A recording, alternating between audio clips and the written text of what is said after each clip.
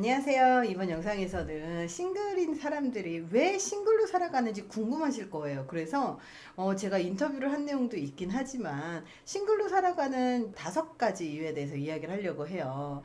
사람들은 우리가 연애를 했는지 결혼을 했는지 되게 궁금해 하잖아요. 아니 궁금해할 이유가 없는데 결혼을 안 했으면 왜 결혼을 안 했냐, 애가 없으면 왜 애를 안 낳냐, 관심이 너무 많은 거예요.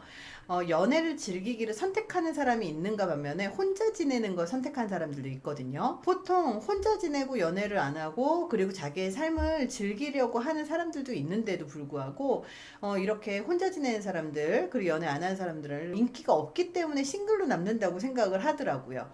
그래서 항상 그렇지 않고요. 다 그 이유도 다 따로따로 있더라고요. 그래서 오늘은 5가지의 유형에 대해서 한번 알아볼 건데요. 첫 번째예요. 상처, 트라우마로 인해서 싱글을 선택한 사람들. 첫 번째 이 유형은요, 이전의 연애에서 상처를 많이 받은 사람들이에요. 제가 30대 중반이 넘어갔는데 연애도 안 하고 이러면서 막 이렇게 혼자 지내시는 친구들한테 물어봤어요. 너는 지금 연애 안 하지 몇 년 됐니? 8년 됐어요. 너는 몇 년 됐니? 9년 됐어요. 막 이런 얘기를 하는 거예요. 그래서 그 이전에 연애할 때 많이 힘들었니? 그랬더니 뭐 상대방이 바람을 펴서 그랬다는 둥, 그 결혼을 하기로 해놓고 엎어졌다는 둥, 이런 이야기들을 하더라고요. 그러다 보니까 그런 상처가 너무 커서 연애하기를 포기하고 자기 자신한테 집중하기로 결정을 하는 거예요. 연인을 찾는 과정 자체도 힘들고 스트레스를 많이 받죠. 이거를 어떤 분들은 감정노동이라고 얘기를 하는데요.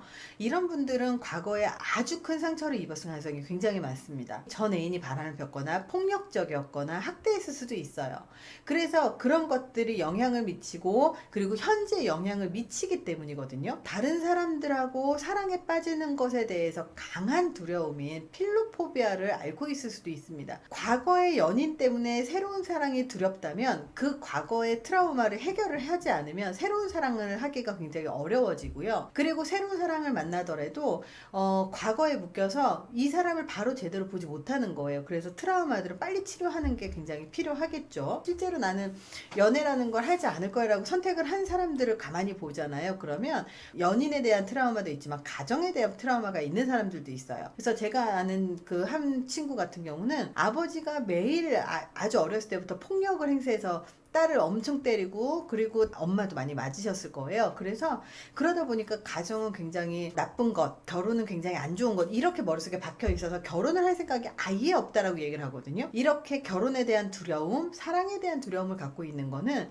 말 그대로 좀 도움이 필요한 거죠. 자, 2번째입니다. 자존감이 낮은 사람들이에요. 자존감이 낮은 사람들이 있는데 이런 사람들을 좀 보잖아요. 그러면 스스로를 굉장히 평가절하하는 경향이 좀 있습니다. 열등감이 굉장히 높아요. 그래서 스스로 사랑받을 가치가 없고 그리고 사람들이 나한테 머물지 않는다고 생각을 하는 거예요. 스스로가 남에게 사랑을 받을 만큼 매력적이지 못하다고 생각을 하기 때문에 더 자기 관리를 하지 않고 그리고 다른 사람들 밑에 숨으려고 하는 거예요. 수줍음도 많고 혹시라도 연인으로 발전할지도 모르는 그런 괜찮은 사람들이 나타나더라도 미리 도망가 버리는 거예요. 그냥 회피형으로 발전을 해버리는 거죠. 그래서 이런 태도 때문에 자기가 원했었던 사람이 눈앞에 나타나더라도요, 본인이 도망가서 결국 만나지 못하는 거죠. 결국 남들이 나를 거절을 하는 것도 내가 결정을 하는 것도 아닌 다른 사람들의 시선을 의식을 하기 때문에 이런 결과가 많이 나타납니다. 그래서 자존감이 낮으신 분들 같은 경우도 어릴 때 상처라든지 부모로부터 제대로 받지 못한 사랑이라든지 아니면 이런 여러 가지가 좀 들어가 있을 가능성이 굉장히 높아요. 그래서 이런 자존감이 낮은 사람들도 싱글을 선택을 자의반 타의반으로 할 수밖에 없게 되는 거죠. 자, 3번째입니다. 독립적이기 위한 싱글.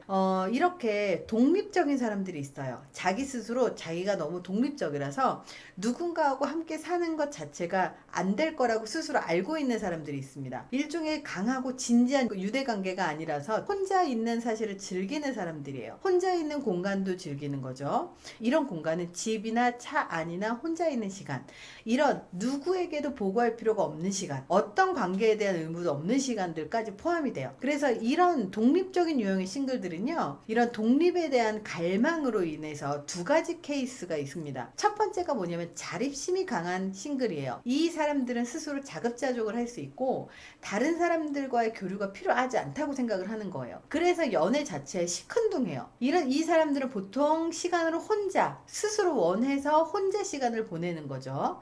자, 두 번째예요. 고립된 싱글이 있어요. 이것 또한 자립심이 강하다고 볼 수는 있지만 대부분의 경우 이 사람들은 외로움을 타는 거죠. 너무 오랫동안 고립되어 있어서 다른 사람들과의 관계를 맺는 데에 필요한 사회적인 기술이 부족한 경우들도 종종 보입니다. 네 번째입니다. 신념을 지키느라 싱글인 사람들이 있어요. 신념을 고수하는 사람들 중에 특정한 이념을 고수하는 사람들이 있거든요. 그러니까 이념이라고 하는 건 세상을 바라보는 관점이라고 할 수 있는데 그 이념을 너무 강하게 고수하는 사람들은 좀 이렇게 혼자 있는 걸 원하죠. 예를 들어서 종교적인 그 신념이 있을 수 있어요. 많은 사람들이 종교적인 이유 때문에 완벽한 애인을 만나기 전까지 아무도 만나지 않으려고 하고요. 그리고 중요한 건 그 완벽한 애인이 본인하고 동일한 이념을 공유하기 때문에 정말 애를 먹는 거예요. 그래서 종교적인 신념이라든지 아니면 이런 신념 때문에 만나지 못하는 경우들도 생각보다 많습니다. 이런 사람들은 싱글로 남는 기간이 길어지면 길어질수록 불안하고 걱정이 많고 스트레스가 쌓일 수밖에 없겠죠. 자, 다섯 번째입니다. 비관주의자예요.